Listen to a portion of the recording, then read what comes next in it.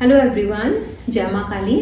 आज के इस वीडियो में हम लोग बात करेंगे भारतवर्ष की कुंडली के बारे में और ये देखेंगे कि आने वाले समय में हमारे देश में जो मैरिड लाइफ स्टेटस है वो कैसा रहने वाला है, रिलेशनशिप स्टेटस कैसा रहने वाला है, किस तरीके से जो बदली हुई महादशा है, मंगल की महादशा में हमारा देश चल रहा है, तो ये हमारे जीवन में क्या परिवर्तन लेके आएगा, हमारे संस्कारों में, हमारी वैल्यूज़ में, हमारी जो आगे आने वाली जनरेशन है उनका जीवन किस तरीके का होने वाला है, किस तरीके के पैटर्न पर वो लोग चलने वाले हैं, उनकी लाइफ में किस तरीके के बदलाव आएंगे और हमको ऐसा क्या नहीं करना चाहिए जो हमारी रूट्स को खोखला कर दे या हमको परेशानी में डाल दे।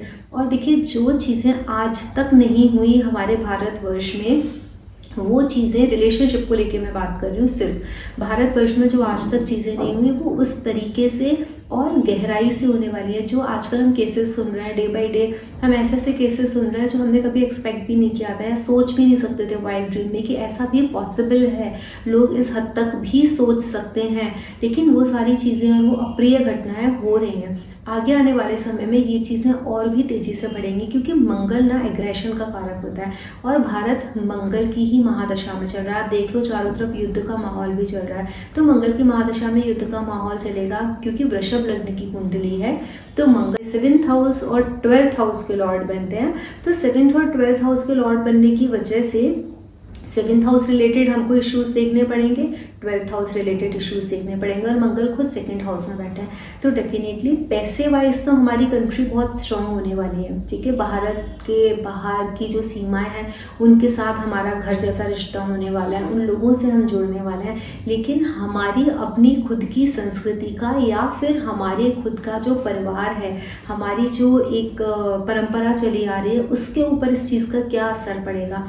पैसा आ जाएगा, भारतवर्ष पैसे वाला होगा, धनी होगा, पहले से ज़्यादा रिसोर्सेज उसके पास होंगे, रिसोर्सेज से रिच हो जाएगा। लेकिन जो कमज़ोर होगा, सबसे ज़्यादा जो आने वाले समय में इस मंगल की महादशा में भारत होने वाला है, वो सबसे ज़्यादा कमज़ोर परिवार की नींव है ना, उसको लेके होने वाला है। मतलब भारतवर्ष में जो संयुक्त परिवार है वो तो वैसे भी विलुप्त हो चुके हैं, बहुत रेयर बच्चे हैं। लेकिन अब जो महादशा चली है वो उसको भी खोखला करेगी क्योंकि 2nd हाउस ही हमारे कुटुंब का कारक होता है और वहाँ मंगल बैठे हैं। मंगल मैलेफिक है। मैलेफिक आपकी जो लिविंग एंटिटीज़ हैं जिस भी भाव की, उसका नाश करता है, उसको तकलीफ देता है। तो हमारे संयुक्त परिवारों की नींव हिलेगी। जो हमारा कुटुंब है वहाँ एग्रेशन होगा क्योंकि मंगल है, मंगल कोर्ट कचहरी भी है, लड़ाई झगड़े, ये सारी चीज़ें परिवारों में बढ़ती हुई दिखाई देंगी। इसके अलावा आप ये देखो कि 7th हाउस जो होता है, 7th हाउस आपका रिलेशनशिप है, आपकी मैरिड लाइफ है, आपकी पार्टनरशिप है। 12th हाउस लॉसेस है जो 2nd हाउस में बैठा है कि कहीं ना कहीं हमारे भारतवर्ष में जो मैरिड लाइफ हैं, जो आगे आने वाले जनरेशन्स हैं या जो स्पाउस हैं, आज के डेट में मैरिड स्पाउस हैं जो आप लोगों के, वो भी इम्पैक्ट होंगे। हम सबके दिमाग पर असर होगा। दिमाग पर असर मैं क्यों बोल रही हूँ, दिमाग पर असर इसलिए बोल रही हूँ क्योंकि मंगल आर्द्रा नक्षत्र में बैठे हैं जिसका डिस्पोजिटर राहु होता है और राहु लग्न में बैठा है जहाँ जो हमारा दिमाग है। सबके दिमाग में एक इल्यूजन, हम क्यों करें, हम नहीं करेंगे, हम नहीं झुकेंगे। वो जो एक एग्रेशन है ना, वो एग्रेशन बहुत सारे लोगों के अंदर होगा।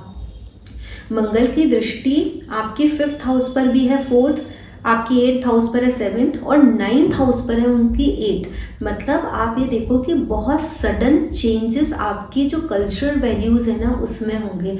लोग कल्चर को मानेंगे नहीं, रिलीजन को मानेंगे नहीं जल्दी से। अपने परिवार, ठीक है, वो अपने पर्सनल लेवल पर मानेंगे, लेकिन जब परिवार की बात आएगी नहीं मानेंगे। एक दूसरे को धोखा देना, 12th हाउस इन्वॉल्व है तो अपने पार्टनर को चीट कर देना बहुत इजीली, ये सारी चीज़ें आज की डेट में हो जाएंगी।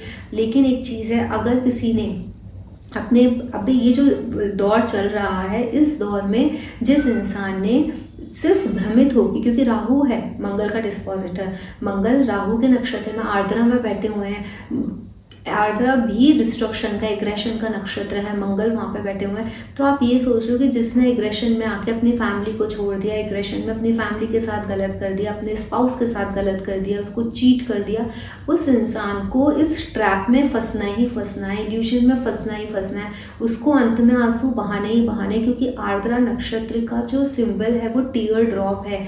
अकेलेपन से, आइसोलेशन से आंसू आना, क्योंकि 12th हाउस का लॉर्ड सेकंड में बैठा है। परिवार होते हुए भी आपको अकेले रह जाना, आपके ही कर्मों से सडन ट्रांसफॉर्मेशन आ जाना, सडन चेंजेस आ जाना आपकी रिलेशनशिप में। अचानक से सब कुछ अच्छा चल रहा है, पता चला कि वो बहुत हैप्पी फैमिली, पता चला अलग हो गए। Why it is happening this because of your mind।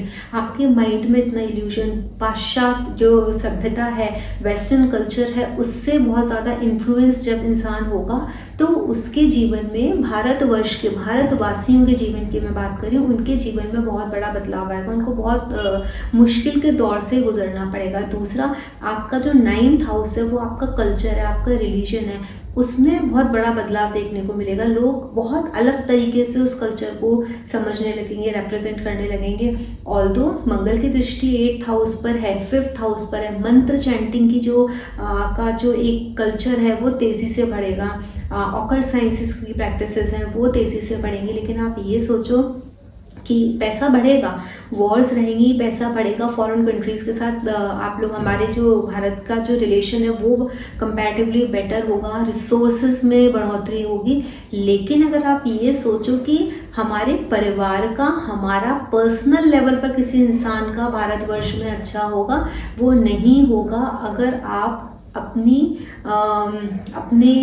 अपनों के साथ आप बोलते हैं ना, उनके सगे नहीं रहे, आप अपने अपनों के अपने नहीं रहे, तो आपको अकेलेपन का सामना करना पड़ेगा। मंगल के बाद जब राहु की महादशा आएगी ना, तो जो लोग आज की डेट में अपने परिवार को डिच करके ये सोचेंगे कि मैं बहुत ज़्यादा आगे चल के जो दिखावा है, उस दिखावे से मैं जी पाऊंगा या फिर लाइफ उतनी ही ब्राइट रहेगी, तो उस गलत फहमी से निकल आए।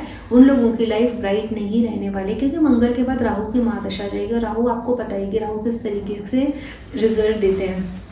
तो सबसे इम्पॉर्टेंट ये है कि मंगल की महादशा में आपको अपने रिश्तों को संभालना है, आपको अपने परिवार को संभालना है। ये वक्त देश के लिए आर्थिक रूप से समृद्धि लेके आएगा, लेकिन जो हमारा ह्यूमन रिसोर्सेज है ना, उसके लिए ये घातक है, उसके लिए बहुत तकलीफ देह है। तो इसको संभालना हम सबकी जिम्मेदारी है कि हम अपनी रूट से जुड़े रहें, उससे अलग ना हो, अपने रिश्तों को ना खोखला होने दें, अपने परिवार को ना खोखला होने दें। और जितना भी हम अपने परिवार के लिए, अपने स्पाउस के लिए, अपने पार्टनर्स के लिए लॉयल रह सकते हैं, उतना लॉयल रहे। और जो इंसान लॉयल इस समय रह लिया, वो इंसान सुख से ही रहने वाला है राहु की महादशा में। लेकिन जिसने इस रास्ते से छोड़ के अलग रास्ता चुन लिया, उसके हिस्से में सिर्फ अकेलापन ही आएगा आगे चल के। और जो मैंने ये बोला है ना कि परिवार को क्षति होगी, हमारे रिश्तों को क्षति होगी, वो उसका एक रीज़न है। लॉजिकली अगर आप देखोगे तो मारक भाव का स्वामी बनता है मंगल, 12th हाउस का स्वामी बनता है 12वें भाव का, लॉसेस का। और वो जो मारक भाव में ही जाके बैठा है, तो 110% क्षति वो आपके रिश्तों को और आपके परिवार को इस वक्त में पहुंचाने ही वाला है। तो अगर अपने परिवार को और खुद को इस क्षति से बचाना चाहते हो, तो आप लोग अपने ऊपर काम करो, अपने कल्चर के ऊपर काम करो। जितना ज़्यादा आपका 9th हाउस बलवान हो जाएगा, जितना ज़्यादा आपकी रूट्स स्ट्रांग हो जाएंगे, आप अपने कल्चर से जुड़ जाओगे, अपनी सभ्यता से जुड़ जाओगे, अपने परिवार से जुड़े रहोगे, उतना ही ज़्यादा रिचनेस आपकी लाइफ में आएगी। और जितना आप अभी रिसोर्सेज के लिए भागोगे, जितना पैसे के लिए भागोगे अपने परिवार को छोड़ के, उतना ही ज़्यादा खोखलापन आपके रिश्तों में, आपके परिवार में आता चला जाएगा।